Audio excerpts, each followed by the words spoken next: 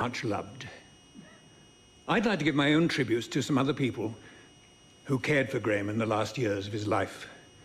Tony Sattler and Nolene Brown made...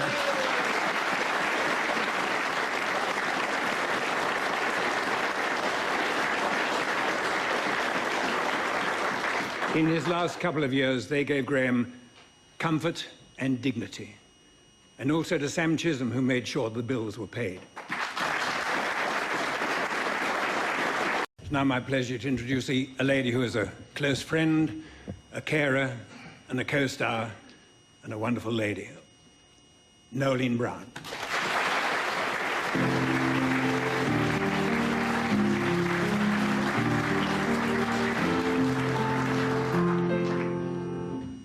I didn't think Graham was ever going to die. I thought a few times we got close and we had memorial services organised and he got better. So I was always expecting him to get better. In fact, I said to Tony, he's going to outlive both of us. So I've just got a few memories of Graham when he came to live in the Southern Highlands. They're not early show business memories, but he was really happy here because he was almost anonymous. Everyone knew it was Graham wearing a disguise, but they just sort of wave and pass by. He had a wonderful time living on his farm with his wonderful big Clydesdale horse, an ex-Carlton United draft horse, and a beautiful dog called Henry. Henry's mother is here today. She wanted me to know Mari's here. I'd just like to tell you about how he acquired Henry. He had a vet living nearby who said, I think you should have, you've got your horse, you should have your dog. So he said, well, yes, I'd like to audition a few dogs. So he went along to Mari and Mari's husbands, and they breeded golden retrievers. They bred golden retrievers.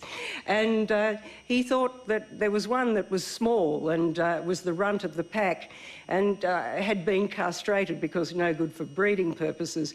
So Graham said, I decided on Henry because all the other dogs were poking fun at him because he had no balls.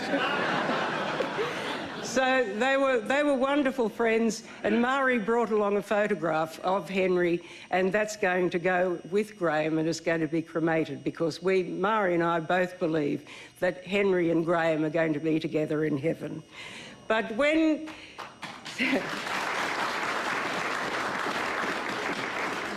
When Graham first came to live here, he asked me where I shopped, so I told him a few places to go. And he lived at Canyon Lee, and the place I used to go for my veggies was at Scarlett's at Burrawang, a distance of some 40 k's from Canyon Lee. So Graham went there one day and he got his veggies, and a woman was looking at him, a person who must have been a local, and she said, when he'd gone to the greengrocer, was that Graham Kennedy? And he said, yes, it was. And she said, does he come all this way to get his veggies? And he said, yes, because it was 40 or 50 k's. And she said, that's amazing. He lives in Melbourne. So he had another mate who was a butcher who's also here today, David Fairall. And they became really good mates. And it was David used to call Graham Mr. K, and Graham used to call David Fairall Mr. F. And occasionally they'd have a little drink of red wine in the freezer sometimes. But Graham, who was offered many, many thousands of dollars to do commercials and would knock them back, said, would you like me to do your radio commercials on 2ST for David Fairall? And the cost of those commercials to Graham was a couple of chops and some sausages and some meat for Henry. So he rang his agent, James Laurie, my agent too, and said, would you like half a sausage by way of commission? So they're the happy times that Graham had here. When he became ill this last time, and we knew that he was probably not going to last, we're actually arranging for a meeting with Daryl Summers before he got ill, so I'm sorry, Daryl, that never happened. But I visited him many times, and even though he was under, you know, a lot of medication, he'd wake up and he'd smile, he'd say, hello, darling, and I'd say, is there anything you like? And He loved Passiona, was his favourite last drink, which might come as a surprise to everyone who knew that he loved Grange. So when I came in on the last day, about 10 hours before he died, I said, darling, is there anything you would like? Would you like an ice cream? Because he liked ice cream as well. And he made a noise rather like the crow call and said, that'd be crow call, great. So he had a couple of mouthfuls of ice cream, and I left him not realising that he would die about 10 hours later. But one of the nurses who's here today told me that the doctor spoke to him and said, Graham, this time your pneumonia is really, really serious. And he said, what do you mean, doctor? Really serious? He said, yes, Graham, it's really serious. And they realised that this would be it. So the doctor said, is there anything you'd like to ask me, Graham? And he said, yes. Why do you doctors charge so much?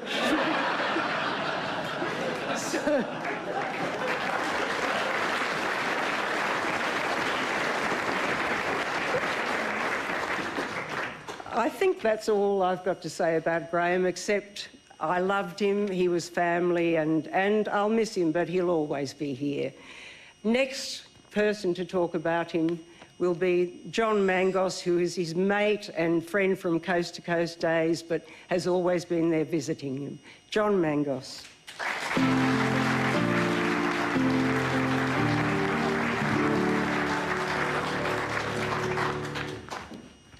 Thank you, Nolene.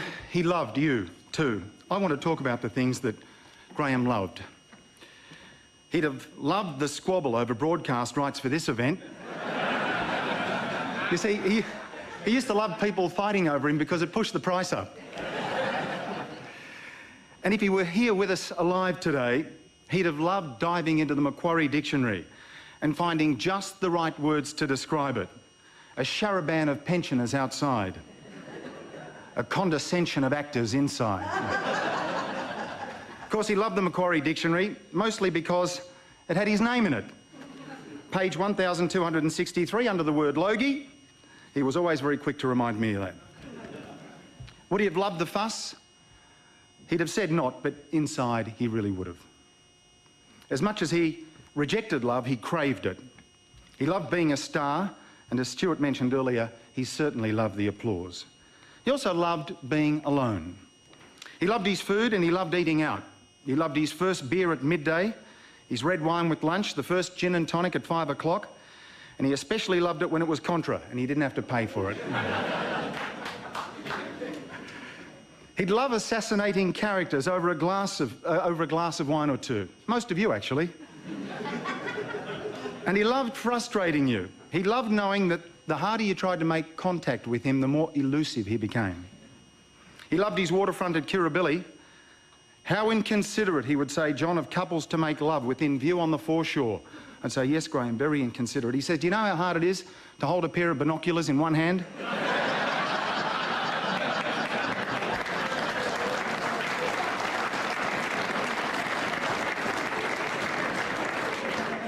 But my fondest memories are not necessarily those of the shows we did together or Kirribilli, but of course, as Nolene mentioned, our very warm and loving friendship afterwards. The years at Canyon Lea, on the property he called Clydesdale after the horses that he loved so very much.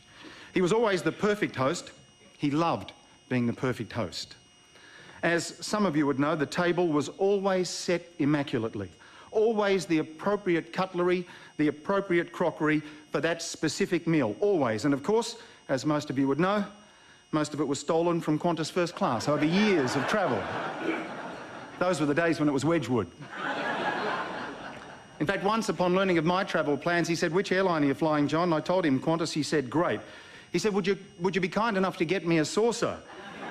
He said, I've broken one and now my set is incomplete.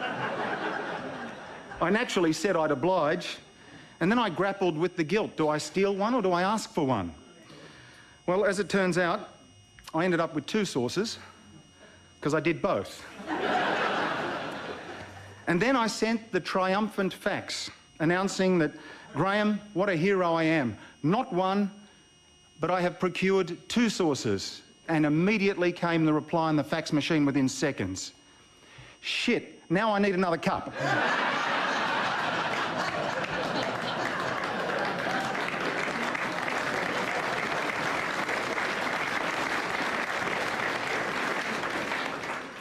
As many of the people who worked with him would tell you, he loved the fax machine. It gave him ultimate control. He could answer what he wanted and when he wanted, and of course, he loved control. He loved acting.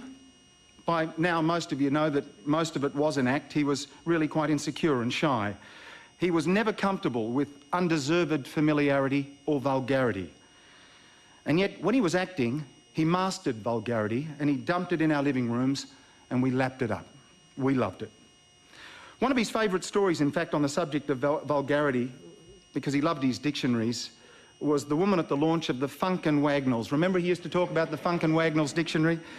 A woman who complained to one of the authors that it was a fine journal indeed, but what a shame they had scooped so low as to include the F word. And Graham absolutely loved the response of the author. Thank you, madam, but how very low of you for noticing and looking for it. He loved his pencils. He surrounded himself with dozens of cups holding pencils. He loved his pencils because they reminded him of his poverty-stricken childhood when he couldn't afford pencils. He loved Melbourne, and he loved the St Kilda Footy Club, and it's nice to see the boys here from the club.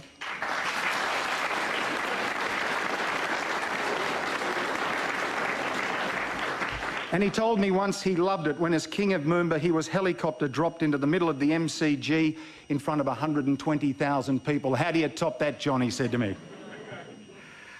He loved being Frank Sinatra's warm-up act during a tour of Australia. He especially loved a gag that he and Frank Sinatra concocted for the after-show parties. He organised it so that Sinatra would come up to him at the after-show party, as if to come up and talk to Graham. And Graham had it all worked out. He'd go, "Leave me alone, Brian, can't you see I'm busy?" Frankie played along with it. He loved it when a young floor wax salesman called Sam Chisholm got down on his hands and knees to polish the floor at Frankston. He still loved you, Sam, even when you became his boss. He adored you. He loved it when he was thrown off air for the Crow Call. Let me tell you a little bit about the background there. He was working Variety 5 nights a week, and just like Johnny Carson, he wanted to cut it back to 2 nights a week. It was too much hard work. The network refused, so he broke his contract by breaching broadcast laws, got himself kicked off the air.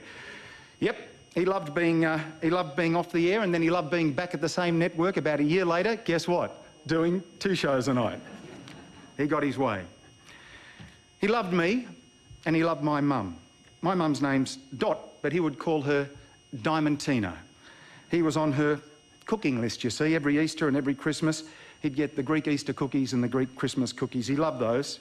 He loved inquiring about my upbringing, and he loved family meals together. In fact, he even came to some Mangos family meals together. He seemed to love reliving things that maybe he'd missed out upon in his childhood. I'll close by saying our friend Graham loved a lot of things. I just wish he'd have loved himself as much as we loved him.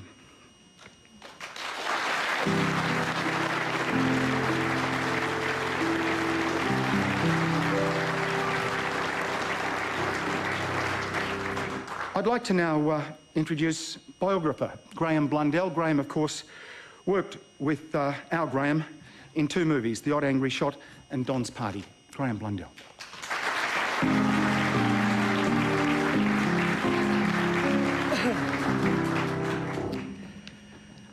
Graham Kennedy will always be remembered as Mr. Melbourne by the generations who grew up with him in that city the way I did. The rest of Australia, of course, called him the King, or just Graham, and for 30 years he was our biggest star. In my time, it was Graham who first led television's comedy charge. He was there at the very beginning, hurling custard pies with jubilation on In Melbourne Tonight, giving his audience countless laughs that were really metaphoric comments, not only on how we lived day to day, but if we really thought about it at all, on the nature of humankind, its frailty, deceptiveness and trickiness. When relaxed and flying in top form, he was impossible to keep up with. It was said that he could read an audience like skywriting. He'd come from radio, but we loved the way that he spent his life laughing at the orthodoxies of television, externalising its workings, lifting his slim digit to its pieties. We talked about it on the buses and the trains and the trams next morning, sending everything and everybody up mercilessly while the studio audience shrieked and howled. There were the trademark fish eyes that said one wag made him look like a famished barracuda. Those ocular reactions, the blank stares and smug looks, and the lightning double takes that were the special Kennedy things. The way he darted around, a pale figure in a dapper suit. He was always dressed to the nines. His assurance was breathtaking as he did his cheeky schoolboy act, igniting outrageous feasts of timing and audience control. The oyster-eyed boy, journalists found 1,000 ways to describe his features, and he didn't like all of them, was hired by Melbourne's new Channel 9 with imitations of the American Tonight shows of Steve Allen in mind. But that initial source of inspiration would never curb the local kid's style. The only similarity was that Graham sat at a desk most of the time. He dealt not in urbanity, but in a manageable sort of iconoclasm, and his timing was right, wrote TV critic Sandra Hall in the 70s. He arrived just before seeing Tonight Show compares fail had been permitted to become just another national sport.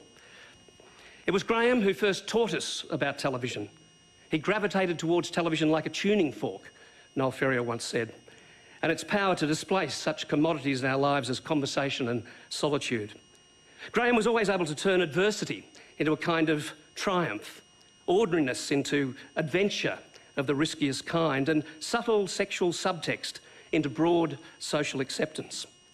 With Bert Newton, he did crosstalk comedy with the immediacy of reminiscing brothers. Sometimes they looked at each other as if searching a shared memory. He believed no single performer in the history of the world had so often been dropped down, blown up, hit, hurt, crushed, smashed, exploded, drowned, shot, clouted, bashed, and generally physically embarrassed more than he had. He reigned over local television for 40 years as talk show host, game show presenter, satirist, commentator, and as an actor of great quality, when briefly he left TV for the film industry. In retirement, he was as modest of his achievements as might be expected of someone who had achieved so much. In his final act of retirement is a living example of the truth that a life lived is more valuable than the creation of any artwork.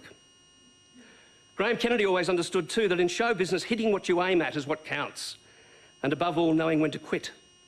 The show-off, clacking slapstick clown was stage managed by a sophisticated, lonely man who always knew when the party was over. I think people like watching me because I carry on as they would like to if they were put in front of an audience, in front of people, he once said. I don't classify myself as a comedian, though sometimes I'm funny. I can't really sing and I can't dance. I can't really interview anyone, but I can talk. A famous person once said about me that I didn't do anything on television, but I did it better than anyone else. Ladies and gentlemen, some clips of Graham Kennedy doing just that.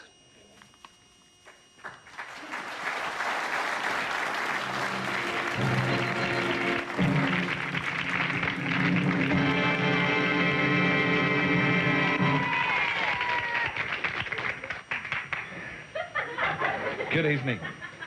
Don't you hate that commercial? Yesterday I wasn't feeling very well. And I couldn't play with Sharon. I couldn't play with my teddy bear. But last night Mummy gave me a chocolate. Did she ever? Bang! What do you do for a living, Julie? I'm a typist. A typist? At an insurance broker? No. At a solicitor's office? No. At Coles and Garrard, the famous people who make wonderful sunglasses? No. No.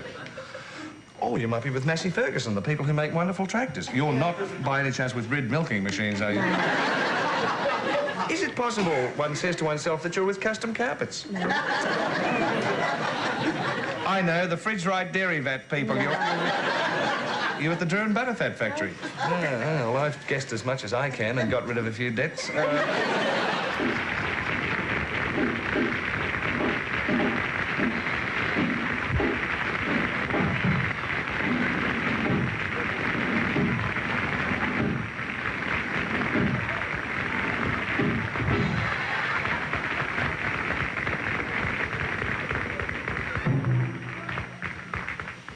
like jumping around to relax. How do you feel tonight? Oh, shut up, you lot. An animal lover who thought he'd bred a one-eyed cat discovered that it was entering the room backwards. You can do so much with them. It's like a foundation for an exciting meal. And Arnott Sayer. Not only that, you can make vanilla slices. Have you seen that commercial? Nice homemade vanilla slice made out of 2 Sayer biscuits. Now about that? Sounds like dysentery, doesn't it? I don't have to eat it tonight, do I? I do have to. Oh, that's good, because I love it. What flavour have we got tonight? Blueberry. Those little black things. Yuck. No, it's good, though. It's good. It's Peter's real fruit yogurt, and it tastes delicious. Mmm. I beg your pardon? Take them off. Oh, all right.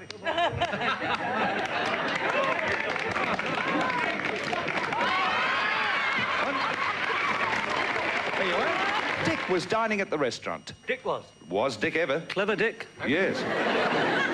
How tall was Dick? Oh, Dick's about 6'7". Big Dick. The 1978 Gold Logie winner is Graham Kennedy.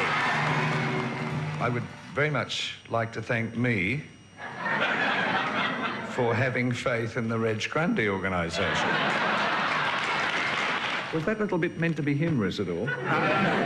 Because I've got a hot flash for you. Graham, I think you need to buy the Women's Weekly to find the answer to that. All right, well, I'll get my copy shortly. I would do their commercials, you know, if they arrive 72 hours before showtime, but when they tell it sit down on the same day, I refuse. Well, let me tell you, I'm happy to be here.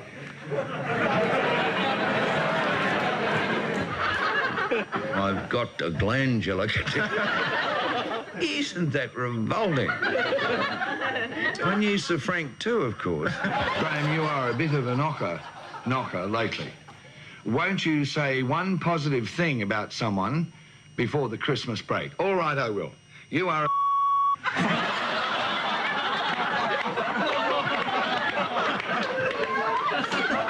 It's positive. I can't go into my first erotic experience. I can't expand on that. I mean, I remember it as being a very tender, wonderful moment. I just wished at the time, I remember thinking, Cleo, I wish I had some company. I'd walk 1,000,000 miles for one of your smiles. Mammy. That's Sam Sutton. We wanted you to meet him. It's just a thrill.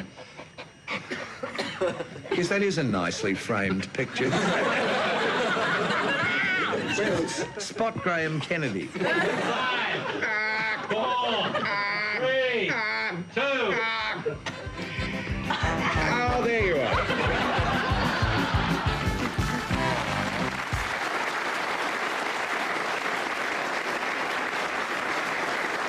Well, firstly, an apology for not being with you today. You can imagine how much I would like to be there. Graham used to joke with me about the fact that I loved going to a funeral. He used to say it in the nicest possible way. Once he said to me he'd go to the funeral of a joke that died. You know, not too many jokes died with Graham around. If they were dying, all of a sudden he'd throw away the script or throw away the intention of the sketch or the little bit at the desk and start afresh with something new until those laughs started to come again. But we all know that was the sort of performer Graham was. Today, I just want to let you know something that I'm sure you know anyway. Apart from being the best television performer this country has ever seen, it's also worthwhile remembering that the influence that he had on television was quite amazing, the likes of which I can't remember anybody else in one particular medium having the influence that Graham had in television. I said on my show, Good Morning Australia, last Friday morning, that a lot of people are saying that Graham changed Australian television. It's not totally accurate because Graham Kennedy basically started Australian television in terms of tonight shows and chat shows and variety generally. And I know that I wouldn't be sitting here on the set of Good Morning Australia, and I don't think Rove would be sitting on the set of Rove Live and all of the other compeers with their shows. They may be working in television, but I don't think they'd be doing precisely what they're doing and what I'm doing. If we were working in television, there's every chance we'd be repairing television sets, because before, months after the start of television in Australia, when Graham started in Melbourne Tonight, it was a whole new vista, not just for Australia, but for the world too, because it started out, or supposed to be, and I'm sure you know the story, a Tonight Show like Johnny Carson and Steve Allen and Jack Power and all of those people, but Graham just made it his own. The only similarity was the fact that there was a desk there and there were songs. From a personal point of view, I've known Graham for 50 years. We first met in 1955 when we were both in radio. He was at the greater 3UZ and I was at the quality station, 3XY. And the friendship began in 1955 and has lasted ever since. A friendship that I hold so dearly. The memories are great, I know, for all of us. And my memory of Graham Kennedy is not just as that wonderful television personality, but somebody with whom it was terrific to spend time. He liked the good things in life. A lot of people say he was a recluse. I know that Noeline and Tony don't agree with that word, nor do I, because he was private and he was shy, but that doesn't make someone a recluse. And speaking of Tony and Noeline, I just wanted to say, from friends who won't be there on this occasion that you're attending, thank you for looking after Graham Kennedy. It hasn't been just something over the last couple of weeks or a couple of months. We're talking about years. He was very lucky to have friends like you, Noeline, and Tony, and I know you considered yourselves lucky that he was your friend. The whole thing was summed up for me on Wednesday of last week when the news came through. Not just the sadness at Graham passing away, but I think Noeline said it for all of us when she said, I saw him only hours before he died. I was sleeping, I was dreaming of Graham, the phone rang and the news came through. And Noeline's last line was, I wish I'd been there to hold his hand. Noeline, that's how we all feel. And thank you for letting me say these few words.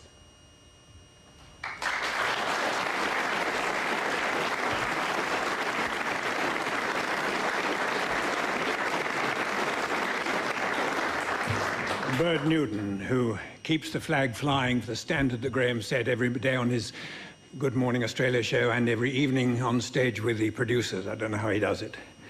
If I might digress just for a moment, Noeline, you learned a lot from Graham. Graham was the king of the freebies, and today you have mentioned every tradesman in Bowral you will eat for free for you.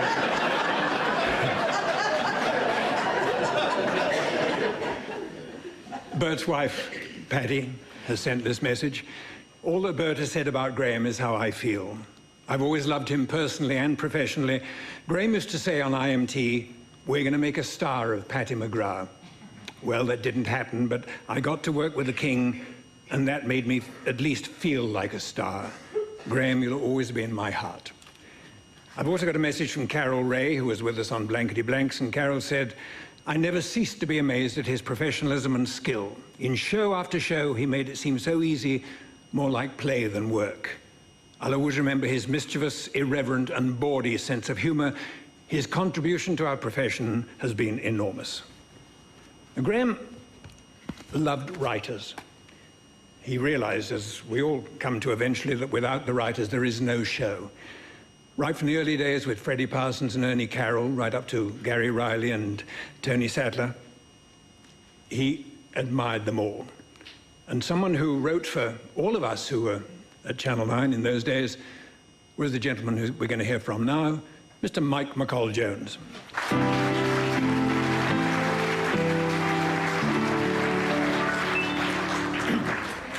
Thank you, Stuart. We all know Graham loved the fax machine. He loved receiving faxes, but he particularly loved sending faxes. I was wondering this morning just what I could say. And I received a fax from Graham from heaven. God knows how he got the number. I guess that's how he got the number. And I thought I might read it to you. So this is a fax from Graham from heaven. Dear Mike, speak up and don't faint. Graham knows how terrified I am. You know how much I loathe flying. This was the smoothest flight I ever had. Not one bump. Good airline food too. Great airline, Air God. It was fascinating to see airline food being served by nuns.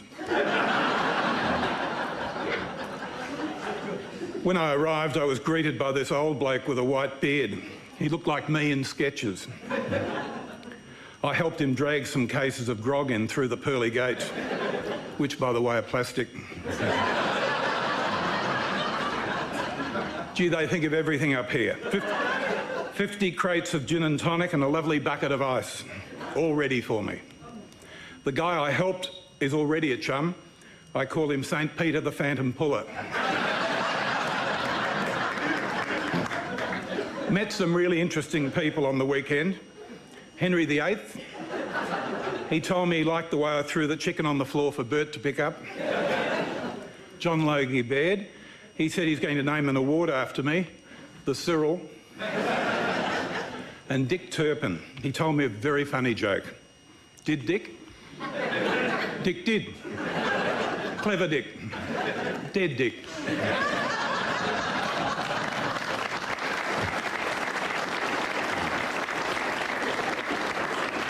Page 2. I hear Darren outed me. I've got a hot flash for him. It's rife up here.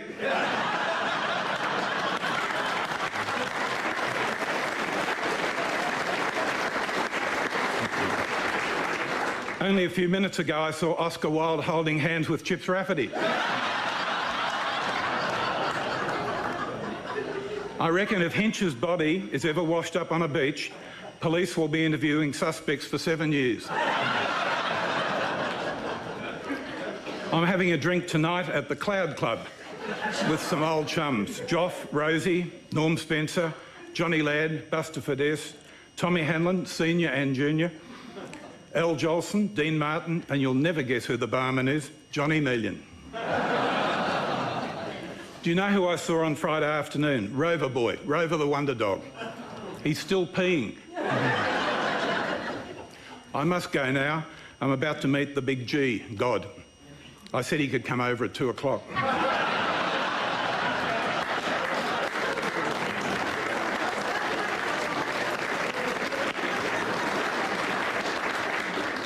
Love to Tony, Nolene and all. Graham. Oh, there's a P.S. P.S. I almost forgot. You'll never guess who I had dinner with last night. Joan of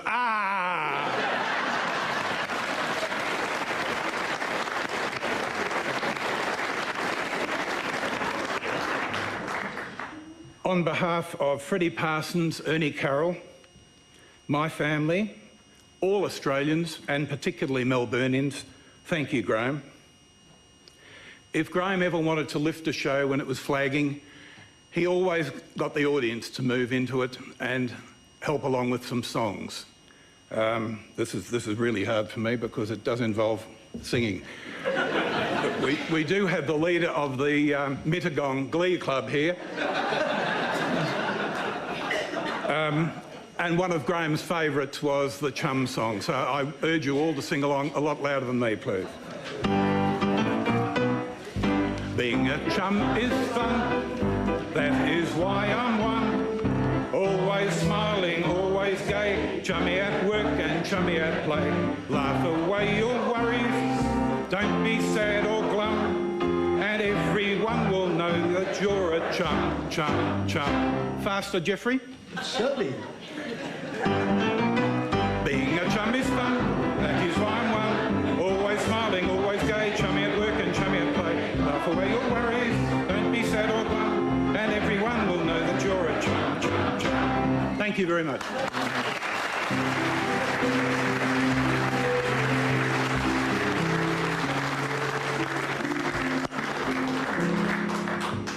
always smiling, always gay. They don't write songs like that anymore, do they?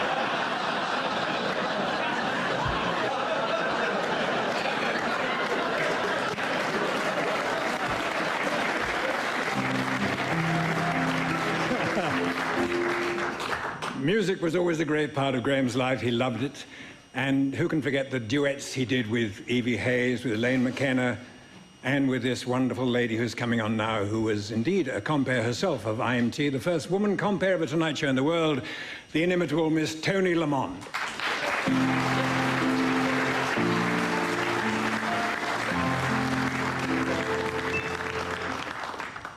When Graham was at his height, I was in musical theatre, and he used to say to me, "Gee, Lamond, you're so lucky to do a musical."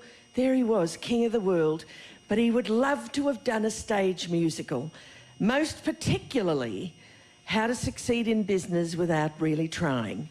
He never got to do it, but I'll bet, if heaven's what I think it is, right now he's auditioning for Frank Lesser, the composer. And this is in your honour, darling.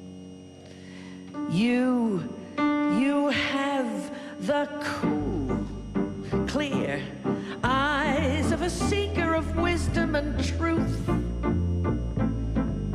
Yet there's that upturned chin and that grin of impetuous youth. Oh, I believe in you.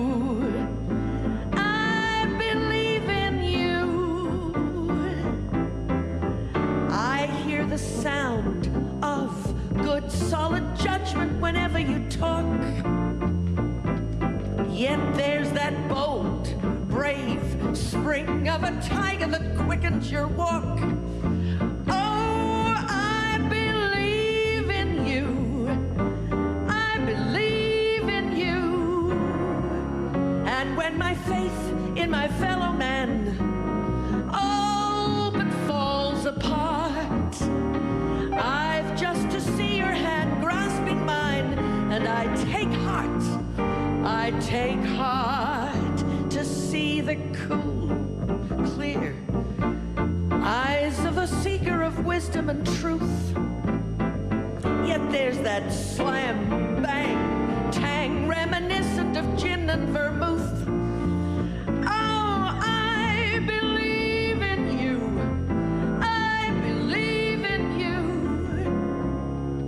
And when my faith in my fellow man all but falls apart, I've but to feel your hand grasping mine, and I take heart to see the clear, cool eyes of a seeker of wisdom and truth.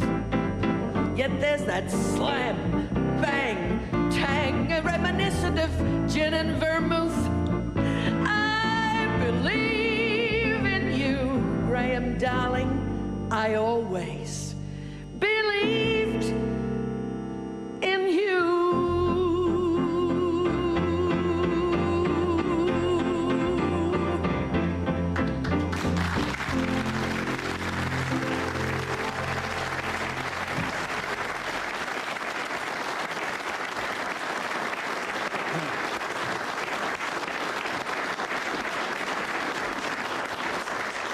Thank you, Tony. It's wonderful to look around this audience here today and see so many people from the early days of television. It's a bit like walking through Madame Tussauds, but... In the 70s, Graham started a new career as a film actor. And a very successful career it was. He took up the challenge with his usual aplomb, and again, he valued the writers more than anything. And the gentleman who wrote 3 of the movies in which Graham played is here to play tribute, Mr. David Williamson.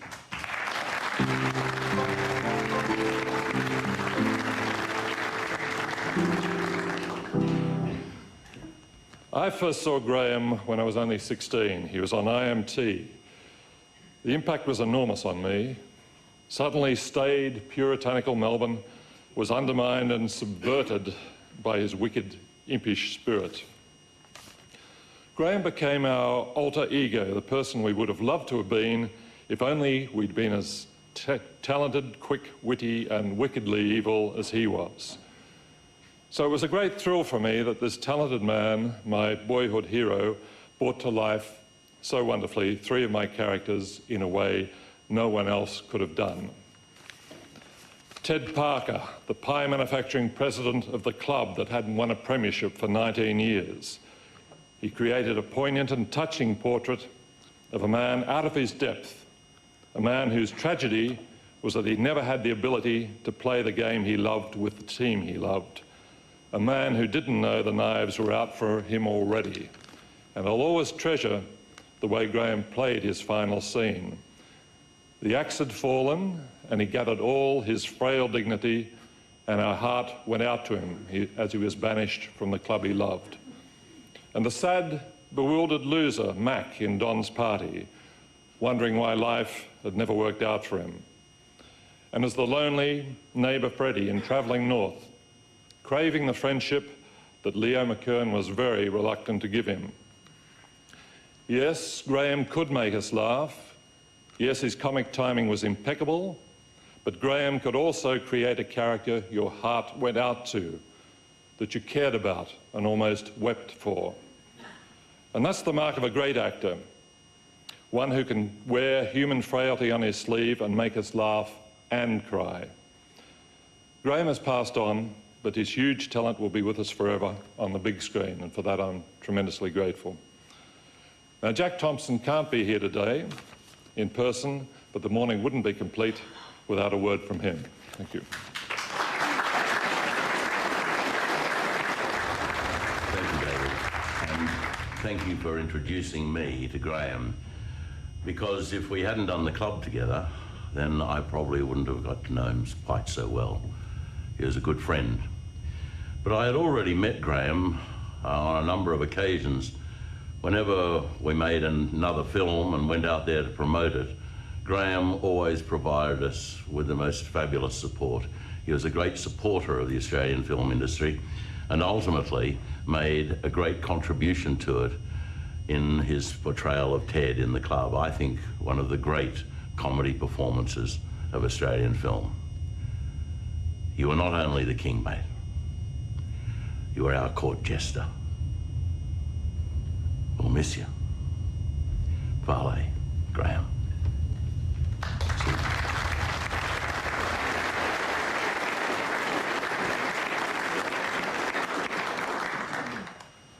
Graham wasn't a religious man, but if he has gone to meet his maker, I like to think that the scene is pretty much as depicted in Bill Leake's cartoon, which is on the back of your programs, and I think, perhaps not, coming up on the screen.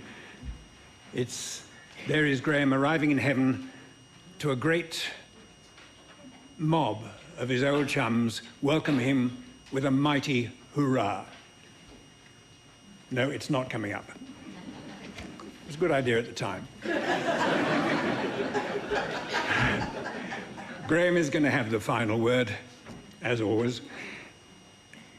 He sings For All We Know, and as he does that, the president, the coach, the captain and the members of his beloved St Kilda AFL team will be bearing him away. When that happens, let's give him one mighty last standing ovation, shall we? Here is Graham to sing For All We Know. Goodbye, Graham. We'll miss you. We may never meet again.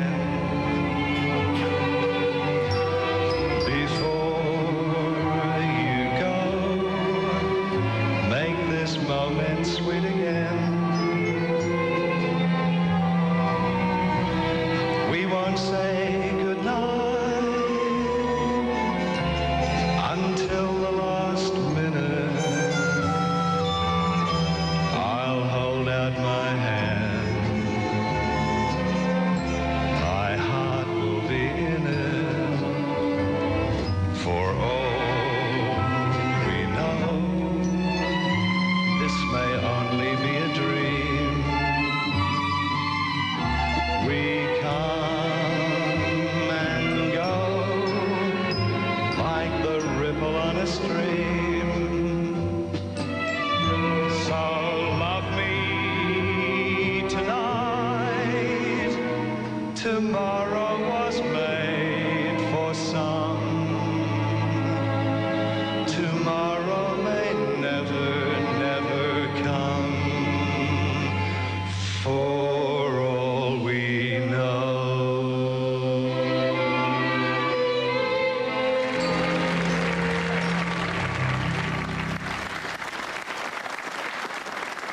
Let's all join and stand up and sing it, please.